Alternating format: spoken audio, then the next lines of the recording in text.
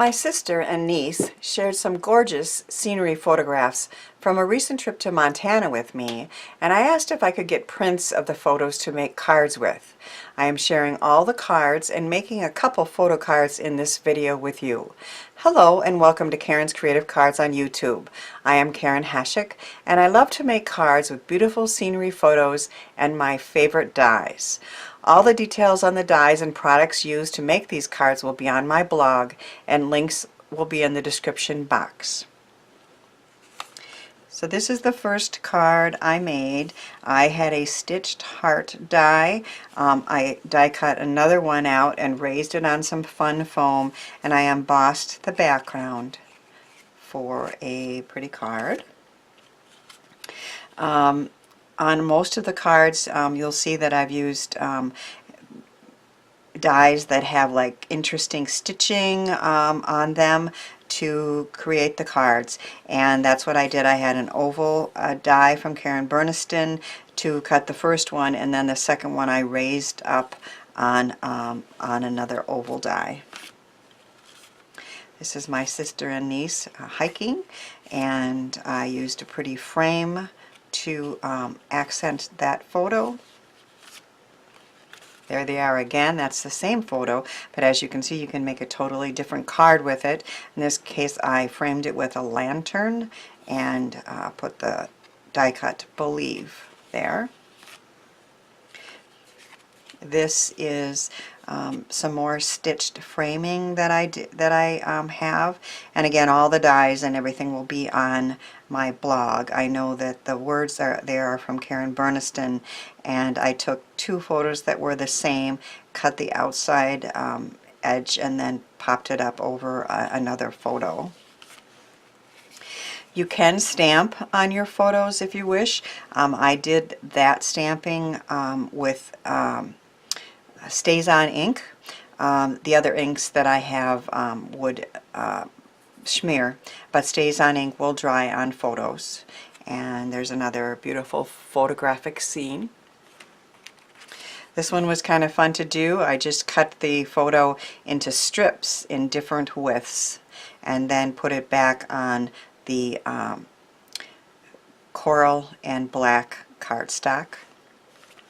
This is one I shared earlier, but because I did use photos, I'm sharing it again. I used a Kreative's Never Ending die set. So you see the first photos there, and then you open it up and you see some more photos, and then you open it again, and then one more time, Soar, which is, I know, from Quiet Fire Designs, and then back to the original. I did the eclipse technique on this one. It says hello, and that's cut right out of the photo, and I'm going to show you how I did that with another die and picture. And then this is a shaker, a beautiful scene in the background, and fun beads to shake in there, and that I am going to show you how to do as well.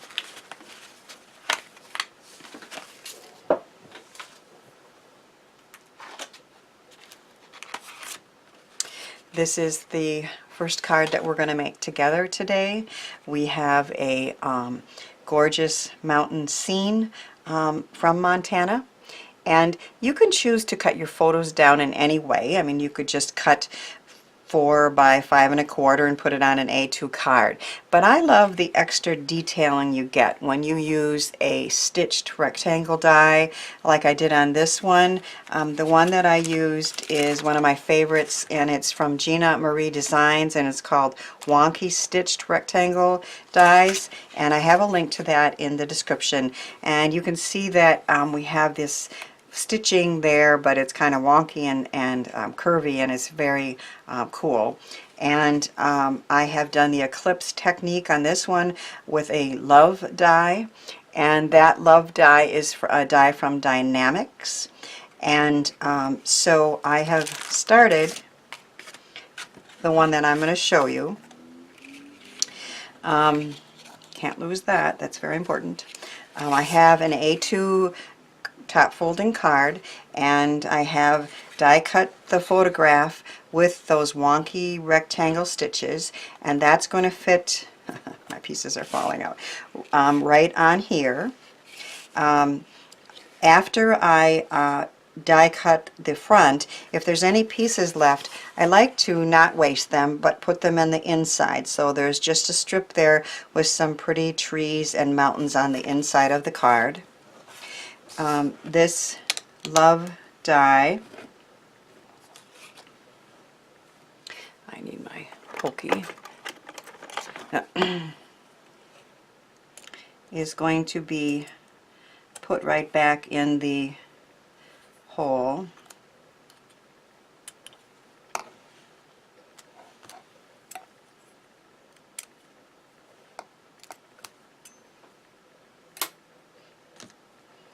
So this photo is going to be put on the top of the white card base.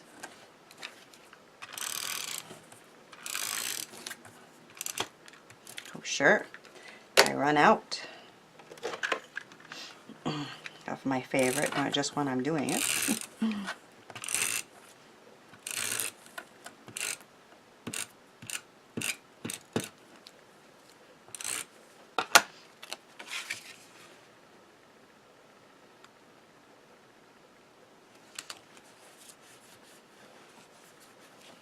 And then the love was also die cut out of some black fun foam. Any color will do because it's just not going to show really. But what it's doing is raising up the letters. And I like to find the kind that has adhesive on the back. And I put a link to that where I found it in the description box. It's just, you don't have to of course, but it's just one less thing that you need to put adhesive on. So that's the way I do it.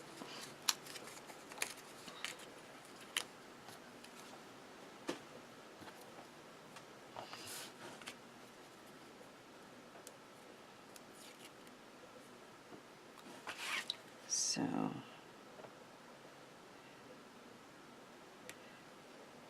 fun foam's going to go in the openings.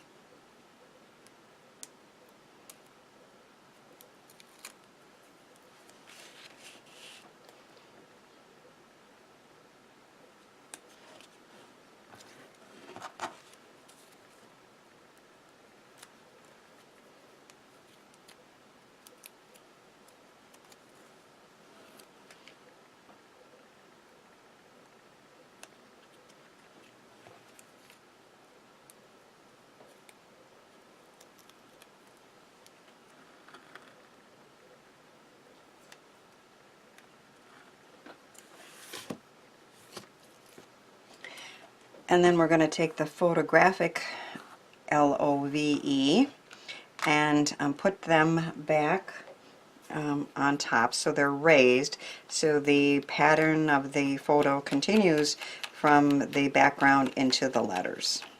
And that's called the eclipse technique, and it is one of my favorites, I think, of all time. I use it a lot. So I'm putting the inside piece in first, inside the O.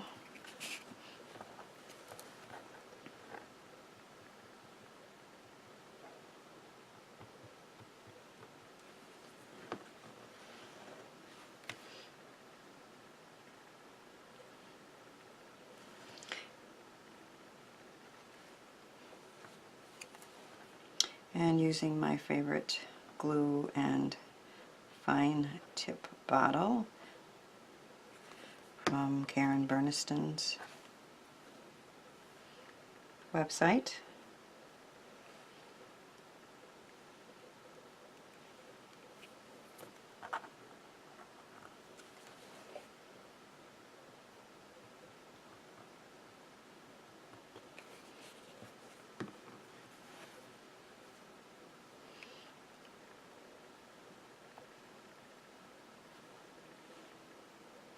And because it's liquid, it allows you to have a little freedom to move it until it dries.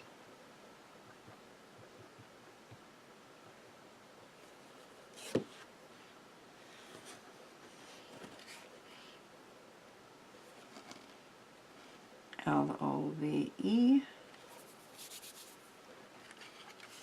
So we have a beautiful photograph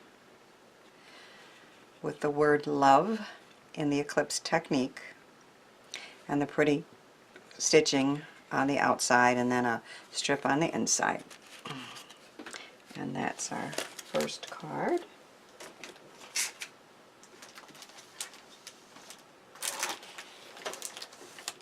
And these are the supplies that I used to make this shaker card. Again, we have a gorgeous Montana scene in the background, and we have stitched rectangular frames and birds. And then on the inside, I had a strip left of the photograph. I cut it in two at different heights and widths and put another bird. These birds are die cut out of Tonic Studio's mirror card and using an Impression Obsession die set. And there's two more birds there, and the frames are from Lil Inker Designs. So I have them started here.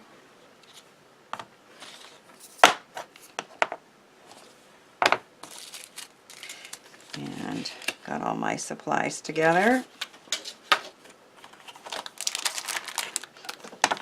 This is the bird set from Impression Obsession, and these are the rectangular dual stitch dies from Lil Inker. They are my favorite, and this is the Cobalt Velour mirror card that I used.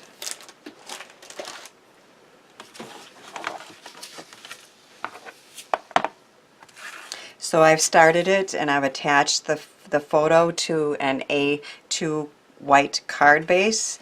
Again, I put the strips of photo in here with a bird. This is a die cut frame that I created with two of those rectangular stitched dies from Lil Inker, and I attached a piece of acetate to that with some strong sticky skinny tape. We are going to create a well for the shaker elements using thin foam strips from Motion Crafts and Uchi's Designs. I love these. I used to take strips of mounting tape, cut them in half, raise them, and in this case you don't have to do that at all. You simply take a strip and attach them, and it's a perfect height, and you don't have to double it up, and it makes them really, really easy, and I use these all the time.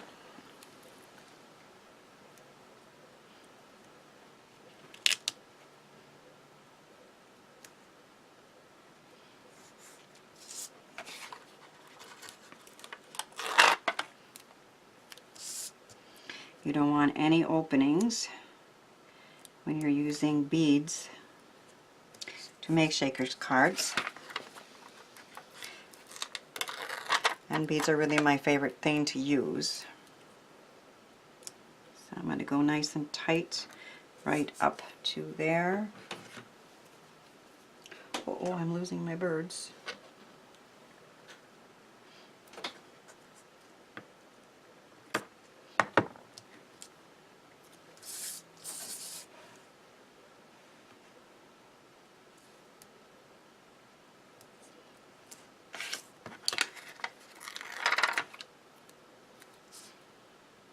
Again, nice and tight, and then right up to the edge.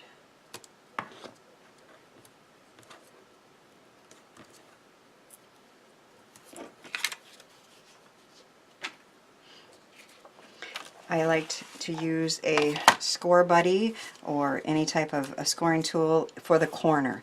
So I'm going to be putting this right up to the top and the corners so that I can put the the card base on and make sure that especially the top that has the fold in it, there's no white showing. I'm going to use my EK Success powder tool and apply a little powder all around those somewhat sticky edges and on the acetate so that the beads don't stick. And then I have some Recollection teal beads.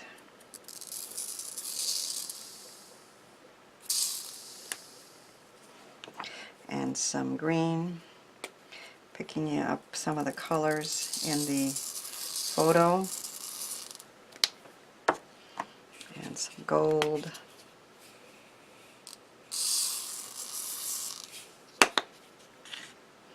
And then I have some pretty stars from Cat Scrappiness.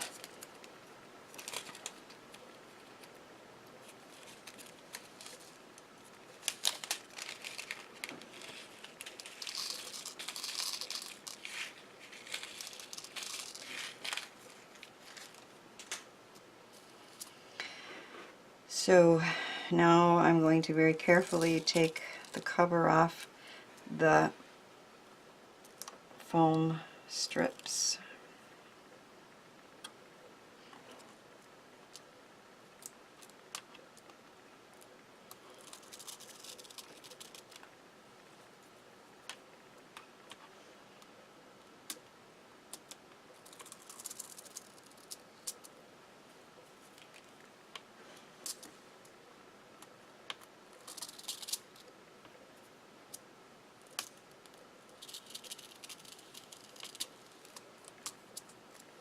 And I put that in the corner and all the way to the top, and then I take my card, which is the same size as that die cut front, and I'm trying not to get my head in here, but I want to make sure that I get this. It's sticking a little bit. Get off my fingers.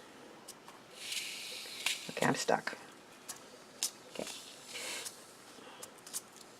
Up in the corner, all the way to the top. And then I'm going to press down firmly all along that skinny foam strips. And our shaker is good. We need to trim just a little bit off the side and the bottom, which is easy to do. We cannot trim off the top, and we don't need to do that. So that's the reason for using that corner to line it up.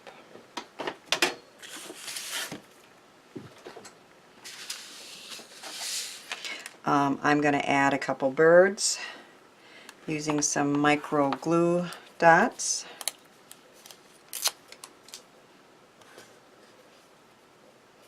Right on the photograph.